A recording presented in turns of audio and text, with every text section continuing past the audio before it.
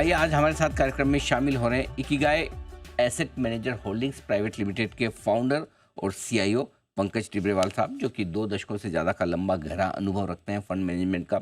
और अपनी खुद की बिजनेस शुरू करने से पहले आप सीनियर वाइस प्रेसिडेंट रहे हैं कोटक म्यूचुअल फंड में, और साथ ही प्रिंसिपल पीएनबी एसेट मैनेजमेंट में भी फंड मैनेजमेंट का लंबा गहरा अनुभव टिब्रेवाल साहब ने लिया है। आपने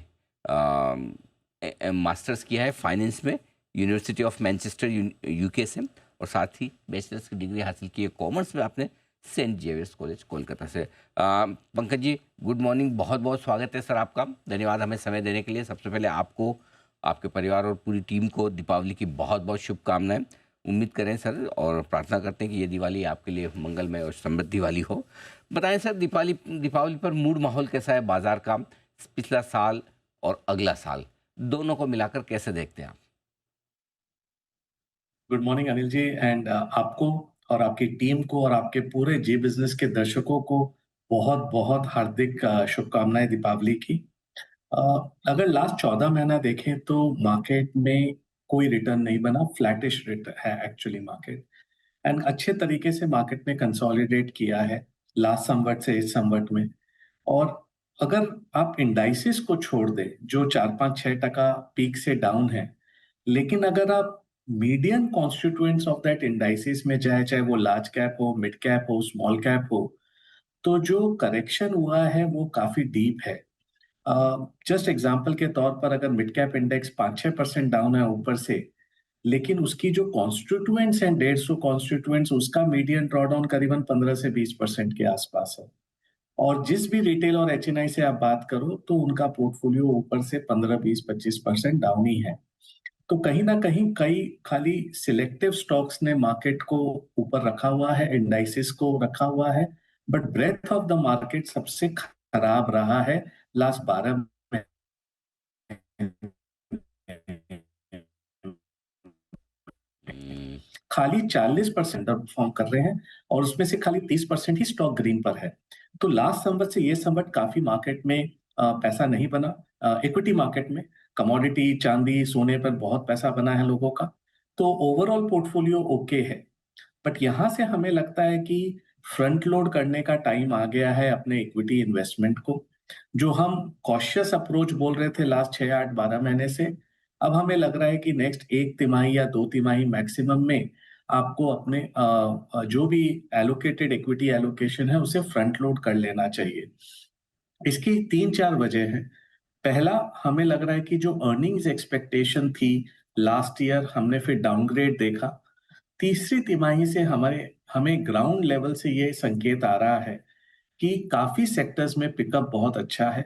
और हम जब एज अ टीम 350 कंपनियों को हम इवैल्यूएट कर रहे थे करीबन, तो उनमें हमने देखा कि सेकेंड हाफ का जो अर्निंग्स ग्रोथ का ओवरऑल एक्सपेक्टेशन है, या आने वाले समय में वो दिखेगा कि डबल डिजिट अर्निंग्स ग्रोथ पर हम पहुंच रहे हैं, तब मार्केट को एक कॉन्फिडेंस आएगा। और FY27 जो ईयर आएगा उसमें हमें लगता है बैंक करीबन 20-22% का अर्निंग्स ग्रोथ दे सकती है, जो इस साल डिक्लाइन रहेगा फर्स्ट हाफ में। सो ओवरऑल जब अर्निंग्स आती है तो स्टॉक मार्केट अपने आप चलता है। सेकंड, अगर हम देखें तो इस साल बहुत सारे हेडविंड रहे। जनवरी से लेके अभी तक आप देखो तो हर महीना कोई ना कोई बड़ा हेडविंड रहा। उसके बाद मार्केट्स ने कंसोलिडेट किया, $18 बिलियन का एफआईज के सेलिंग को एब्जॉर्ब किया। अगर यहाँ कहीं भी नेक्स्ट 1-1.5 महीने में अगर ट्रेड इशू रिजॉल्व होती है तो माहौल बदलने में टाइम नहीं लगेगा। एंड तीसरी हमारी बड़ी थॉट ये है कि ये जो पूरा एआई बबल चल रहा है ग्लोबली, हमें लग रहा है इससे थोड़ा सावधान रहना चाहिए। $10 मिलियन की कंपनी है, उसे $25 बिलियन का मार्केट कैप मिल रहा है। एनवीडिया बहुत अच्छी कंपनी है, लेकिन आज 15% ऑफ यूएस जीडीपी हो गया है। चैट जीपीटी आने के बाद 2022 से 90% ऑफ यूएस का केपेक्स जो कॉर्पोरेट वर्ल्ड का है वो एआई कंपनियां कर रही हैं।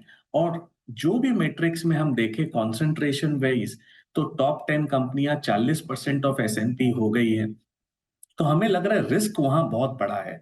और लास्ट 3 साल में हमारे यहाँ से जो पैसा निकला, हम एआई लूजर रहे एज अ कंट्री, और पैसा चाइना, ताइवान, कोरिया, यूएस सब जगह चला गया। अगर वहाँ कोई भी प्रॉब्लम आती है या ब्रेक आता है, तो हमें लगता है कि पैसा रिवर्स होके वापस देश में आएगा एफआईज का, और ये हमारा सबसे बड़ा होप है। और ये बबल से हमें बचना चाहिए, आज जो एआई बबल के नाम पर कुछ भी हो रहा है विश्व में।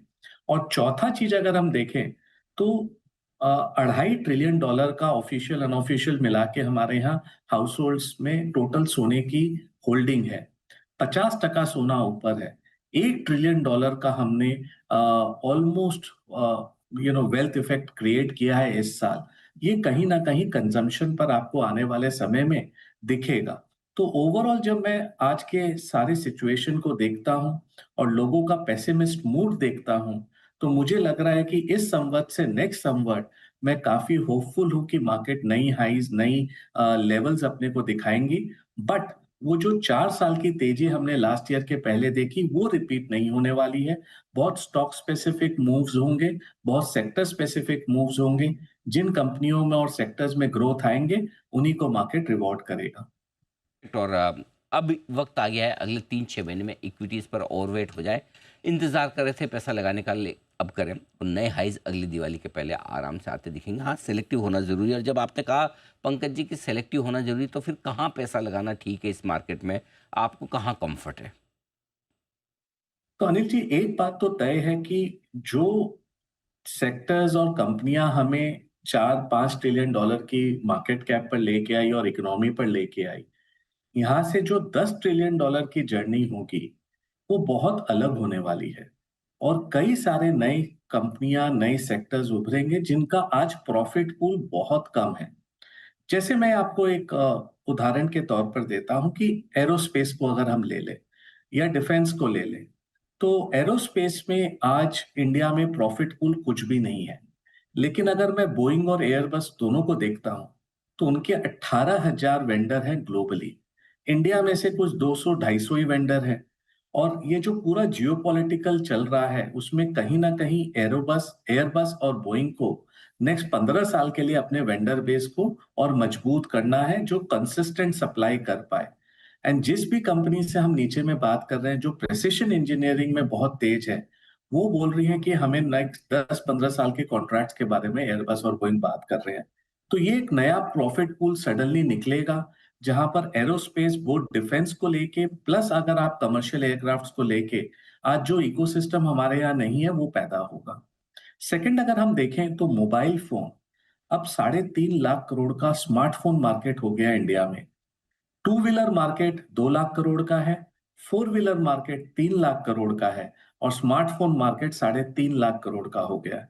इसका मतलब पूरी कंजम्पशन बास्केट में एक पूरा चेंज हो गया। जो 10 साल पहले जो आइटम कुछ भी नहीं था, आज वो 3.5 लाख करोड़ के मार्क पर है। तो कंजम्पशन पैटर्न्स चेंज हो रहे हैं, उससे पूरा इकोसिस्टम चेंज हो रहा है। आज मोबाइल मैन्युफैक्चरिंग में हम पहले खाली छोटा सा वैल्यू ऐड करते थे, अब डिस्प्ले ले लीजिए, पीसीबी चिप्स ले लीजिए, सब अब देश में इकोसिस्टम बनने लगा है।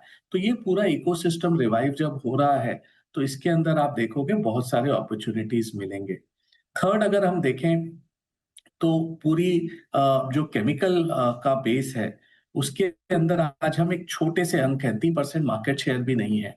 और ग्लोबली जो हम रिटोरिक देख रहे हैं कि हर कंपनी अपने आप को डाइवर्सिफाई करने की फार्मा और केमिकल्स में कोशिश कर रहा है। तो ये केमिकल स्पेस भी हमें लगता है कि नेक्स्ट 3-4-5 साल एक बड़ा प्रॉफिट पूल बनेगा। Plus non banking financials, banking, lending और कैपिटल मार्केट्स वाले जो प्लेस हैं, वो भी काफी अच्छे लग रहे हैं। और कंज्यूमर डिस्क्रेशनरी जो लास्ट 4-5 साल से मरा हुआ था, हमें लग रहा है कि गवर्नमेंट का पूरा प्रयास है इस बार कंजम्पशन को रिवाइव करने का। और ऑटो में हम ऑलरेडी देख रहे हैं, तो हमें ऑटो और ऑटो एंसिलरी स्पेशली काफी तेजी लग रही है। नेक्स्ट 2 साल के हिसाब से एक ऑटो साइकिल रिवाइव हो रहा है, और इस रिवाइवल को ना भूलें। और साथ में हम कंज्यूमर डिस्क्रेशनरी में, चाहे वो क्यूएसआर हो, फुटवेयर हो, तो वो सभी काफी चीजें अच्छी लग रही है। मतलब मूल भाव में ये बोलना चाह रहा हूँ अनिल जी, कि जब हम टीम के साथ लास्ट 4-5 दिन से हम लोग रिव्यू कर रहे हैं, बहुत टाइम के बाद टीम को मोर बाइज देन सेल्स दिख रहे हैं अक्रॉस द बोर्ड। और लग रहा है कि नेक्स्ट 2 साल में अगर अब 20-22% की अर्निंग ग्रोथ कंपनी को ठीक से पकड़ पाए, सीएजीआर वाली को, तो पोर्टफोलियो रिटर्न ऑटोमेटिकली दिख जाएगा। थीम्स आपने बताई जहाँ पर बढ़िया पैसा बन भी सकता है इस दिवाली पर, लेकिन एक और एसेट क्लास है जिस पर आपसे राय लेना चाहता हूँ, गोल्ड और सिल्वर। लोगों को लग रहा है कि उसमें पैसा बनाना मिस कर दिया और अब सबको फोमो हो रहा है। क्या वाकई में निवेश करने के लिए सही वक्त है या लेट हो चुके हैं हम? तो अनिल जी, अगर आप देखें तो 6-8 महीने से हम अपने हर मार्केट प्रेजेंटेशन में ये बोल रहे थे कि गोल्ड और सिल्वर का एलोकेशन आप रखो। इनका कोई एक साइंटिफिक वे नहीं है वैल्यू करने का। इनमें कोई डिविडेंड नहीं है या अर्निंग नहीं है या ग्रोथ नहीं है कि आप इसको कोई तरीके से वैल्यू कर पाओ। लेकिन बिकॉज़ सेंट्रल बैंक्स ने अपने यूएसडी पोज़ीशन को हेज करने के लिए सोना खरीदना चालू किया, तो आपके पास एक डिमांड सप्लाई गैप आ गई। बट इस भाव पर मुझे लगता है कि सोने में रिस्क ज़्यादा है, रिवॉर्ड कम है। जियोपॉलिटिकल इश्यूज़ के कारण आपने देखा फ्लो बहुत ज़्यादा आया ईटीएफ में, तो उसके कारण सोने में डिमांड सप्लाई का गैप रहा। और चांदी में भी ये सेम चीज़ आपने फ़ॉलो अप होता हुआ देखा। बट आज के दिन इस स्ट्रॉन्ग रैली के बाद हमें लगता है कि थोड़ा मुनाफ़ा घर ले जाना चाहिए। इसमें लालच ज़्यादा नहीं करना चाहिए। अब लोग बोल रहे हैं ये चांदी 2 लाख का 3 लाख हो जाएगा, 2.5 लाख हो जाएगा, वो बोलना मुश्किल है, बट कहीं न कहीं इस समय डिमांड डिस्ट्रक्शन ये भाव पर बहुत ज़ोर है। आप किसी से भी बात करिए जो शादी करने की सोच रहा है अपने बेटे या बेटे की, या हर दिवाली में जाके शगुन का कुछ लेके आता है, इस बार क्लियरली बोल रहा है कि उसका भाव बढ़ने के कारण काफ़ी कंज़म्पशन कम होगा या हम लोग दूसरे चीज़ें पर पोस्टपोन करेंगे। और प्लस स्टोर ऑफ वैल्यू है गोल्ड, उसका कोई एक्चुअल यूसेज तो है नहीं। तो आप जितने दिन स्टोर ऑफ वैल्यू को कॉन्फिडेंट लेके चलो, वो मार्केट डिमांड सप्लाई पर है, बट यहाँ पर रिस्क ज़्यादा है। आई वोंट सजेस्ट कि कोई भी निवेशक आपके यहाँ पर कैरिड अवे होने चाहिए। थोड़ा मुनाफ़ा बनता है यहाँ पर after a 50-70% kind of a rally, और यहाँ पर ज़्यादा आप लालच ना करें, नहीं तो एक गिरावट में, और सोने और चांदी में गिरावट भी बहुत तेज़ आती है, वो आप साफ हो जाओगे। उतना ही काम करना जितना आपका चादर आपके पैर को समेट पाए, अदरवाइज़ तकलीफ आ जाएगी, क्योंकि काफ़ी लोग अब मैं देख रहा हूँ, अब एमसीएक्स में जाके ऑप्शन फ्यूचर में सट्टा कर रहे हैं, वो नहीं करना चाहिए। फिलहाल सोने चांदी में अगर आपने निवेश किया तो करें मुनाफा वसूली, फ्रेश खरीदारी तो बिल्कुल भी ना करें। इक्विटी में अब पैसा लगाने का वक्त है इस दिवाली, ताकि आने वाली दिवाली तक आपके लिए बढ़िया कमाई हो सके। ये राय है पंकज टिब्रेवाल साहब की। सर बहुत बहुत धन्यवाद आपका समय देने के लिए और विस्तार से थैंक यू अनिल जी। बताया।